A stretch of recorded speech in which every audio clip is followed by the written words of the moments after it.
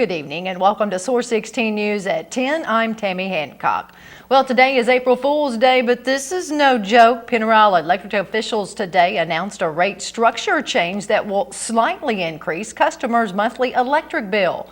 Beginning today, Pinnerelle Electric officials say the Tennessee Valley Authority will charge varying rates for electricity during different seasons of the year, a change that will affect local customers. Pinnerelle Electric President and CEO Eston Glover says at first the differences will be so small most customers will barely notice, and customers should expect relatively little change. Beginning this month, officials say all of TVA's fuel costs will be reflected through the fuel cost line on the bill, meaning the new monthly fuel cost will be larger than the fuel amount in the past. But this change will not cost customers any more money. However, another change Pinnerelle Electric customers will see is an increase of $2.41 to the monthly bill, which will help recover a portion of the additional cost due to the changes made in the way power distributors are now billed from TVA. Pinnerelle Electric and TVA officials are encouraging people to use less electricity or use it at different times. Also new this hour, a Hopkinsville couple charged with criminal abuse and a local man charged with rape and other sex-related offenses were among indictments returned by the Christian County grand jury today. 23-year-old Christine Benedict and 24-year-old David Benedict of 1803 Woodmill Road allegedly allowed their two children, ages 14 months and 2 years, to live in their roach-infested home. Court documents show there was bagged and unbagged garbage throughout the home. Maggots were also reportedly found in the 14-month-old crib, creating a risk of serious harm to the children. Meanwhile, 48-year-old James Childress of 4356 Caskey Lane was indicted for first-degree rape, 2 counts of first-degree sodomy with a child under 12, as well as 2 counts of first-degree sexual abuse. A Grays County man who police say fled the scene of a wreck was arrested last night for his 3rd DUI and several other charges. According to state police, when troopers arrived on the scene of the collision on U.S. Highway 45 North near Jimtown Road around 11:30, the driver of one of the vehicles, later identified as 33-year-old Russell Davidson, had fled into the Mayfield Mobile Home Park. Police received information that Davidson was in the back of a bedroom in a trailer on Dorothy Lane, which is where he was found with physical injuries consistent of being in a wreck. Davidson was arrested and charged with his 3rd driving under the influence offense, leaving the scene of an accident, possession of a controlled substance, driving on a DUI suspended license, and other offenses. He was lodged in the Grays County Jail. Clarksville police reportedly found a loaded gun hidden in a child safety seat where a child had been sitting during a search of a vehicle. As a result of the search, 21-year-old Larissa Green of Copeland Street is charged with unlawful carrying, possession of a weapon, 2 counts of theft of property, and drug paraphernalia. And 36-year-old Misty Nanny of Old Highway is charged with aggravated burglary and was served 2 warrants for drugs and drug paraphernalia. After receiving a tip yesterday that Nanny reportedly burglarized a business, officers located Nanny and Green and found stolen items inside their vehicle. In addition, police say when Green took her 8-month-old child into the police precinct, they found a loaded .32 caliber handgun inside the lining of her child's car seat. Green was booked into the Montgomery County Jail on a $20,000 bond, while Nanny was booked on a $15,000 bond. A Livingston County man has been captured in Marshall County after being on the run for police for nearly 2 weeks. Around 9 o'clock last night, state police arrested 28-year-old Don Brailsford at 4340 Old Olive Road in Benton after receiving a tip he was possibly staying at the residence. He was charged with manufacturing methamphetamine, possession of a controlled substance, possession of marijuana and drug paraphernalia, criminal mischief, and second-degree escape. Police also arrested the resident, 22-year-old Jessica Powell, for harboring a fugitive. On March 18th, Brailsford escaped from police after troopers executed arrest warrants at a home on McGuire Road in Ledbetter and found an active meth lab. Police arrested 5 individuals, including Brailsford, who had outstanding warrants from Graves and McCracken counties. While being transported to jail, Brailsford told police he was becoming ill, and the officer pulled over on Clarks River Road at James Marine and rode down the rear window in case he became sick. Sometime during the transport, state police say Brailsford was able to bring his cuffed hands to the front of his body and opened the rear door from the outside, jumped out and ran towards the floodwater of the Clark River and jumped in. Additional agencies responded to the scene but were unable to locate him until last night. Last night's Tea Party Candidates Forum brought more than the usual political crowd. Over 100 people from local Amish and Mennonite communities attended the meet and greet at the James E. Bruce Convention Center with one topic on their minds: legalizing midwifery in Kentucky. Governor candidates Gatewood Galbraith, Bobby Holsclaw, and Phil Moffitt answered questions from the audience as a panel, including how would they use their position as governor to help make midwifery legal.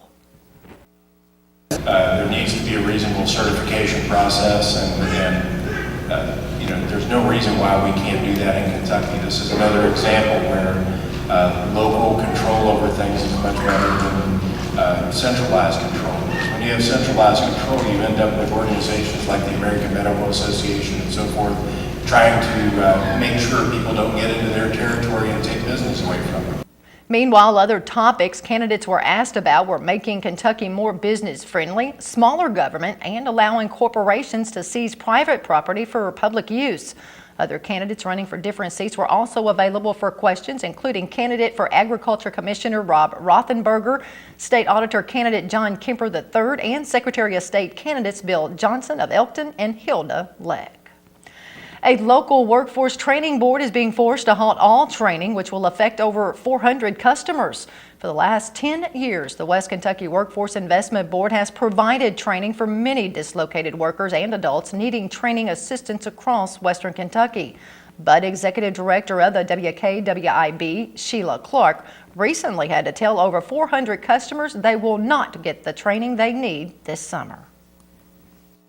They do not have additional funding to give us for the summer, so those individuals that are involved will have to suspend their training for the summer months. We don't really know for sure who would like to continue in summer until summer classes start. But some of the private schools start terms next week that made us have to go ahead and give a notice to the individuals involved. The training programs will be halted until July 1st when Congress acts on the next fiscal year's budget. Our funding was 100% federal funds that comes through the state of Kentucky through the Education and Workforce Development Cabinet to us. And they do have some funds available in Frankfort that could be directed to this, but they made a decision right now not to direct it to this need. The board provides program services through the Purchase and Pinneral area development districts throughout the 17 counties of Western Kentucky. 3 of Murray State University's graduate programs were recently recognized in the 2011 Best Graduate Schools by U.S. News and World Report. MSU's nursing, nurse anesthesia, and speech-language pathology programs were cited in the report. MSU is the only Kentucky regional university to offer a nurse anesthesia option. A Madisonville man was flown to an Indiana hospital after a single vehicle wreck in Hopkins County yesterday afternoon. 44-year-old Jason Brown was flown to St. Mary's Hospital in Evansville for treatment around 5:25 after Kentucky State Police say his vehicle ran off Brown Road about 2 miles east of Madisonville and crashed into a tree. Firefighters responded to a house fire in Marshall County early this morning. Palma Bryonsburg Fire Chief Jason Lupker told Source16 no one was home when the kitchen area caught fire at a 2-story single-family home on Highway 68 East, about 3 miles east of Draffinville, around 6:30 this morning. Lupker says the home suffered fire damage to the kitchen and smoke damage throughout the rest of the home, but luckily no one was hurt. Crews battled the blaze for about 6 hours. A Marshall County man has been charged with possessing child pornography. Investigators from Attorney General Jack Conway's Cyber Crimes Unit arrested and charged 42-year-old James Todd Hill of Gilbertsville with 4 counts of possession of matter portraying a sexual performance by a minor. After an investigation conducted by the Cyber Crimes Unit, a search warrant was executed at Hill's home on Wednesday where investigators found evidence of child porn. Hill was taken to the Marshall County Jail where he was later released after posting a $7,000 cash bond. Well, today is Arbor Day across the Commonwealth, and First Lady Jane Beshear joined the Division of Forestry in commemorating Kentucky's 115th annual event by planting an American hornbeam on the grounds of the governor's mansion. Governor Steve Beshear proclaimed today as Arbor Day in the state, continuing the tradition of observing the first Friday in April as Kentucky's Arbor Day. The First Lady noted the importance of celebrating Arbor Day in the Commonwealth's communities. She says Arbor Day is a reminder that we need to protect and properly care for our trees because of the benefits they provide, like shading our city streets and sidewalks and saving on energy costs. Many other Arbor Day events are planned throughout the state this month. Schools, communities, and organizations throughout the Commonwealth often hold their own Arbor Day ceremonies to highlight the social, environmental, and economic benefits of trees. The Kentucky Transportation Cabinet will focus on work zone safety next week with events scheduled across the state. Spokesman Keith Todd says an incident on Interstate 24 in Christian County yesterday morning provided a good reminder of why motorists have to be alert in work zones. A highway crew was using a rolling lane restriction along the eastbound lanes of I-24 to patch potholes. When near the Tennessee-Kentucky state line, a car ran into a crash cushion truck designed to protect workers. Fortunately, Todd says no one was injured. After everyone was deemed safe and police conducted an investigation, transportation crews resumed their pothole work. According to Todd, crews say the two big problems they noticed yesterday were motorists waiting until the last minute to merge over in the work zone and failure to reduce driving speed. He says a number of work zone safety events are planned over the next few weeks, and he also notes a couple of reasons for motorists to use extra caution. According to the Bureau of Labor Statistics, the #1 cause of workplace fatalities in the U.S. is transportation mishaps, which includes workers struck by vehicles or mobile equipment. 667 people were killed in work zones across America in 2009, and more than 40,000 were injured in work zones.